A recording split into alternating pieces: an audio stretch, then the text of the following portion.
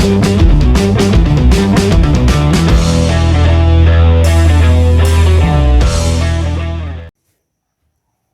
aí pessoal, tudo bom com vocês? Eu sou o professor Winkley, sou residente do curso de Física e hoje eu estarei fazendo uma aplicação de um projeto com vocês, tá certo? Sobre o conteúdo da terceira lei de Newton. Aí vocês podem perguntar, professor, mas a gente nem chegou à terceira lei de Newton. Eu sei que vocês estão vendo ainda a parte de movimento, né? Os movimentos uniformemente variado. Mas eu já queria demonstrar para vocês, né, alguns quesitos, né, as ideias da terceira lei de Newton. Eu resolvi abordar a terceira lei de Newton para vocês verem também, né, tanto a parte conceitual, como também a parte experimental. De que forma? Da forma utilizando simuladores virtuais, para vocês verem a aplicação dos mesmos na física, tá certo?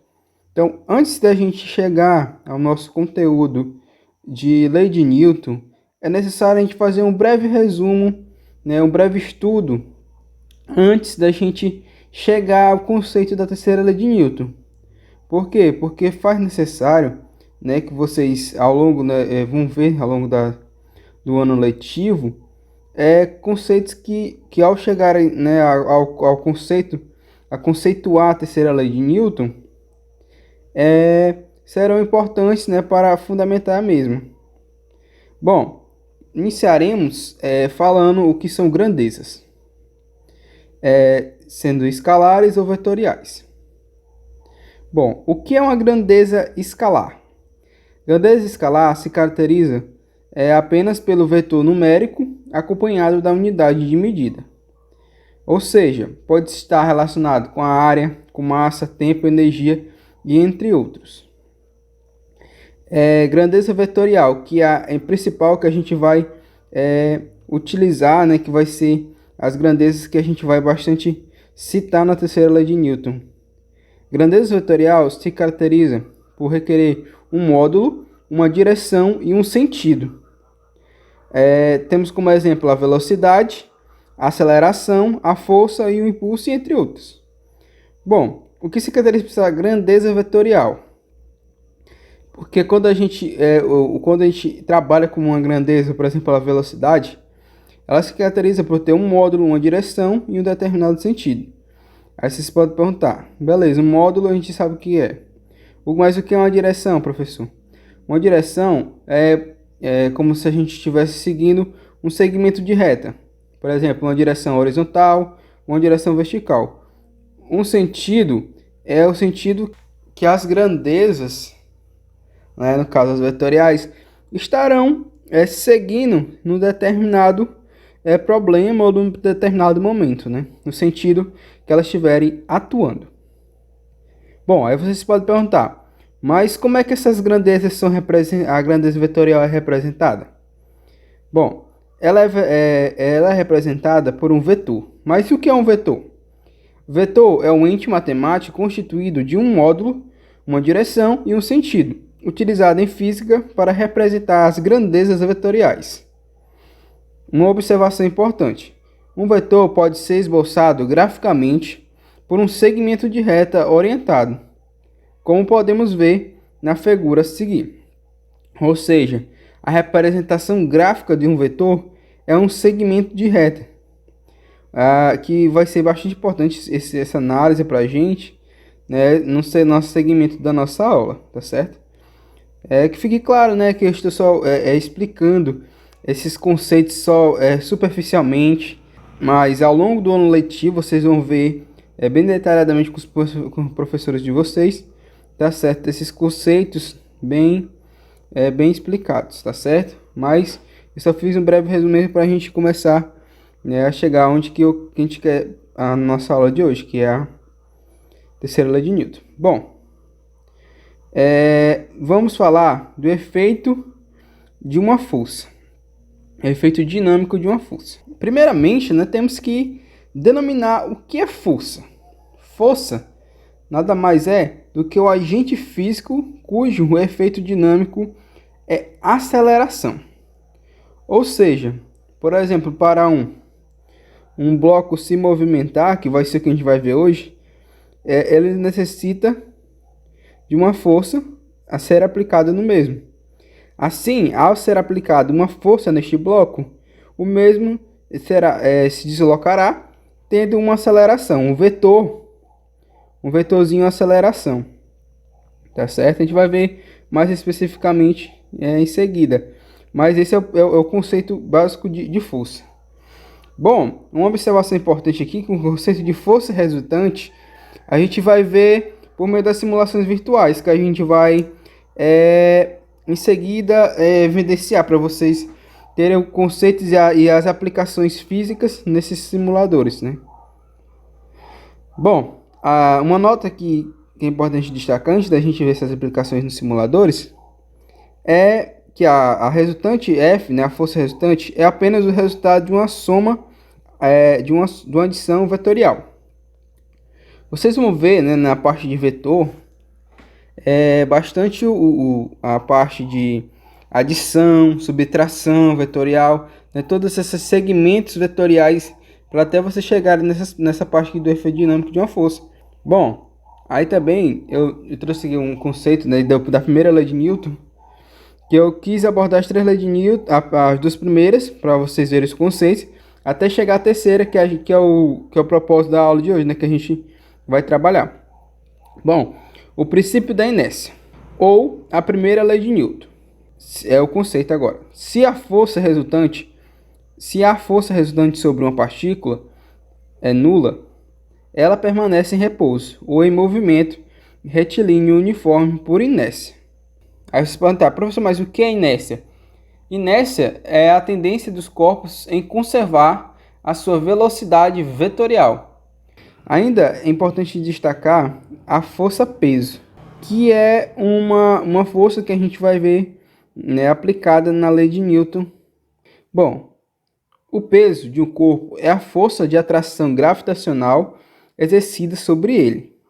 É importante destacar que a aceleração produzida pela força gravitacional peso é a aceleração na gravidade da Terra, né? Força A, o G, gravidade G. Ou seja, o peso é igual a massa vezes a gravidade, tá certo? A força-peso é representada dessa forma, né? Onde G é igual a 9,8 metros por segundo ao quadrado. Vamos aqui para o princípio fundamental da dinâmica, a segunda lei de Newton. O conceito diz que a força resultante que age sobre um corpo deve ser igual ao produto da massa do corpo por sua aceleração. F igual a massa vezes a aceleração. Agora vamos chegar, né, ao princípio da ação e reação da terceira lei de Newton, que é o principal foco da nossa aula de hoje. Bom, o princípio da ação e reação pode ser enunciado da seguinte forma: a toda força de ação corresponde uma de reação, de modo que essas forças têm sempre a mesma intensidade, mesma direção e sentidos opostos, estando aplicada em corpos diferentes. Aqui eu trouxe uma figura para ilustrar, né, como é o conceito de reação e ação. A gente pode ver aqui que o homem está aplicando uma força, né, na caixa, uma ação, e a caixa está aplicando a força no homem, uma força de reação. Elas têm sentidos opostos, mas direções iguais. Agora eu vou ilustrar os simuladores virtuais para a gente trabalhar em cima desse conceito e também ilustrar outros conceitos que vocês verão, né, ao longo do ano letivo, né, nas respectivas aulas que tratam desse segmento, tá certo? Então, pessoal, estamos aqui na nossa simulação virtual. Primeiramente, vocês lembram que eu falei que a gente ia ver o conceito de força resultante? Pois bem, vamos dar uma simplificação de força resultante. Eu vou colocar aqui, ó, as somas da força, que é a força resultante. Vou colocar os valores e a velocidade, tá certo? Vamos iniciar aqui o processo, ó.